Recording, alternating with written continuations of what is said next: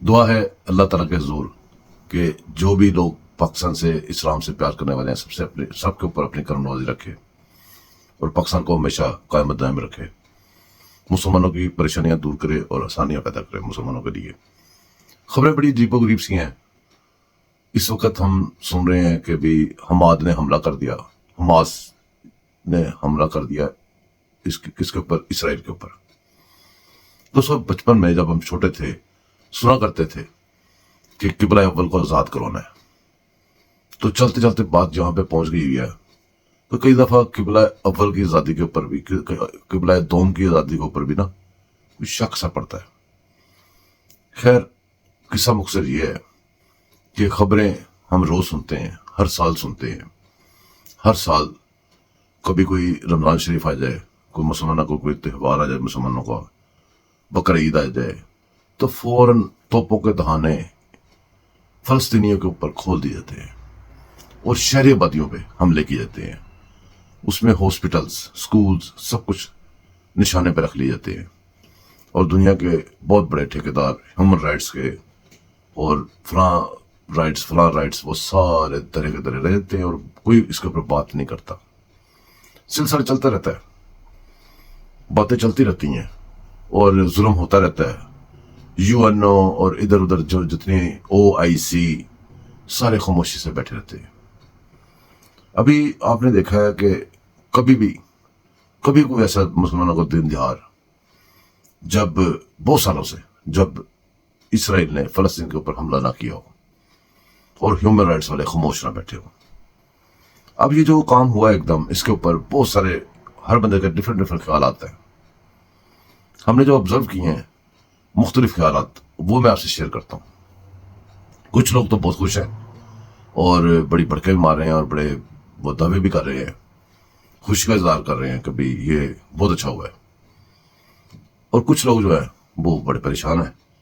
اب جو خوش ہیں وہ اپنی جگہ پہ ٹھیک خوش ہیں کہ ان کو ایسی خبر کبھی ملتی نہیں ہے، خبر ملے تو ان کا خوشی بنتی ہے ان کی۔ جو دوسرے لوگ ہیں جو خوش نہیں ہیں، ان کی بات میں بھی وزن ہے۔ وہ یہ کہتے ہیں، زیادہ تر لوگ یہ کہہ رہے ہیں کہ یہ ایک طریقہ کار ہوتا ہے کہ ایک کام خود ہی ڈالو اور اس کا بلیم دو، اس بلیم کے اندر آپ اگلے پہ چڑھ دوڑو۔ یہ سلسلہ ہم نے بڑی عرصے سے امریکہ میں حملے ادھر ادھر سارے دیکھے تھے۔ ابھی تک کئی لوگ کہتے ہیں جی یہ خود ہی کروائے تھے، بہت سارے کام ایسا ہوتے ہیں کہ لوگ کہتے ہیں جی خود ہی کروائے گئے ہیں، جواز پیدا کرنے کے لیے۔ ان کی باتوں میں وزن ہے۔ اب مسئلہ یہ ہے کہ ایک ملک ہے نا، ایک ملک ہے، اس کے اندر ایک ملک گسیڑ دیا گیا اور وہ پھیلتے جا رہا ہے۔ انٹرنیشنل سرحدوں کے قانون، دوسرے قانون، ادھر ادھر بہت سارے دنیا میں قوانین بنے ہیں اور جن کا کوئی سمجھ، جب ان کی بات آتی ہے کوئی پتہ نہیں چلتا۔ اسی طرح کشمیر ہے، اسی طرح ہمیں ہر وہ جگہ کا پتہ چلتا ہے جہاں پہ مسلمان آباد ہے، اکثریت ہے۔ آج کل ڈیموکریسی کا شور کیا جاتا ہے، اس کا میرے خیال میں کہتے تو یہ ہے کہ ڈیموکریسی زیادہ لوگوں کے آواز کو اہمیت دینی، اس کو ڈیموکریسی کہتے ہیں۔ لیکن جو عملی ڈیموکریسی ہم دیکھ رہے ہیں عملی طور پہ کہ منورٹیز کو میجورٹی کے اوپر حاوی کرنا، اس کو ڈیموکریسی کہا جا رہا ہے۔ مطلب کہ اقلیت کو اوپر حاوی کر دینا اور اکثریت کو دبا دینا اور اس کے آواز بھی نہ نکالنے دینا، اس کو ڈیموکریسی کہا جا رہا ہے۔ یہی ڈیموکریسی چل رہی ہے بہت عرصے سے۔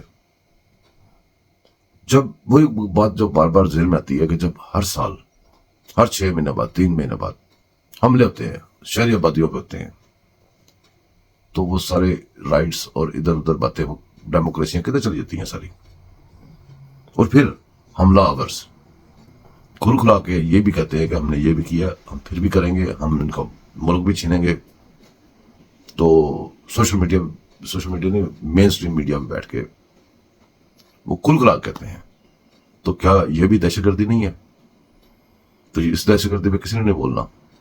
دنیا کے قوانین چینج کیے جاتے ہیں، اور ہر قانون جب چینج ہوتا ہے دنیا کا، کسی بھی کنٹری کا، وہ چاہتے ہوئے نہ چاہتے ہوئے وہ ایسا پاس ہوتا ہے جہاں پہ، جس کو پنجابی میں کہتے ہیں مکو ٹھپنا، جس میں مسلمانوں کا مکو ٹھپا جائے۔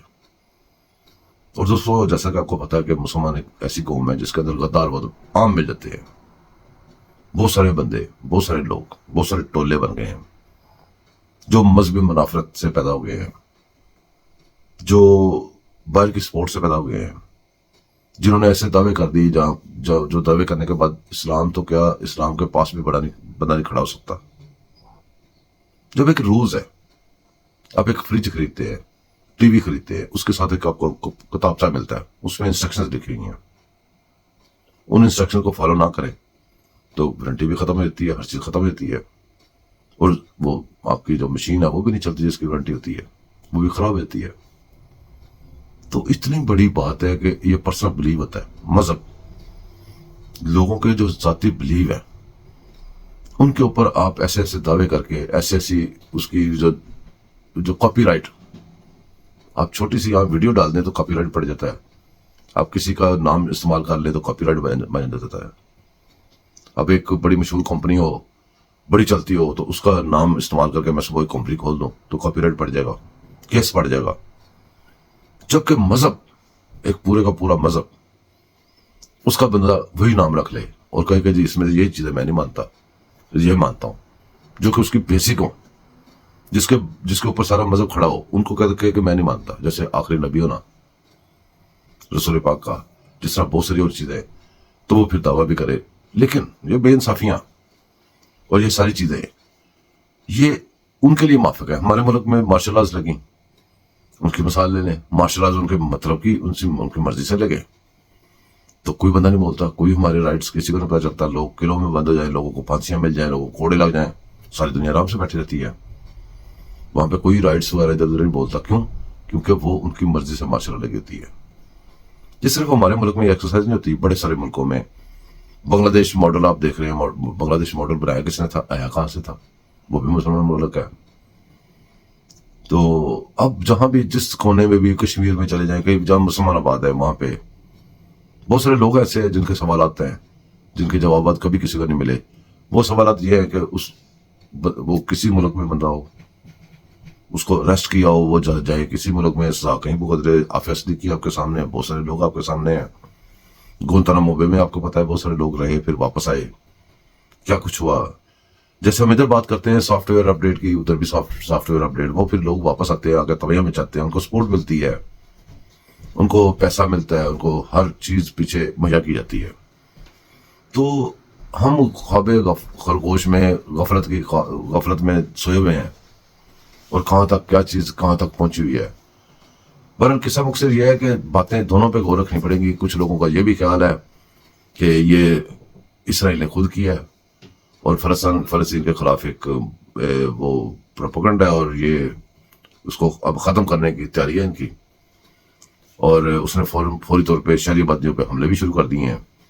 کچھ لوگوں کا یہ خیال ہے کہ بھئی وہ کہتے ہیں کہ بھئی چونکہ تنہائی ہو گئی تھی، سعودی عرب نے بھی کہہ دیا تھا کہ میں اسرائیل کو تسلیم کرنے لگا ہوں، اس کے ساتھ بہت سارے ملک بھی، اور وہ لوگ تنہا رہ گئے تھے. جب تنہا رہ گئے تھے انہوں نے سوچا مرتا کیا نہ کرے، تو انہوں نے حملہ کر دیا ہے، تو یہ ہو گیا وہ ہو گیا. بہرحال اللہ تعالیٰ بہتر جانتا ہے، جو بھی ہو مسلمانوں کے لیے بہتر ہو.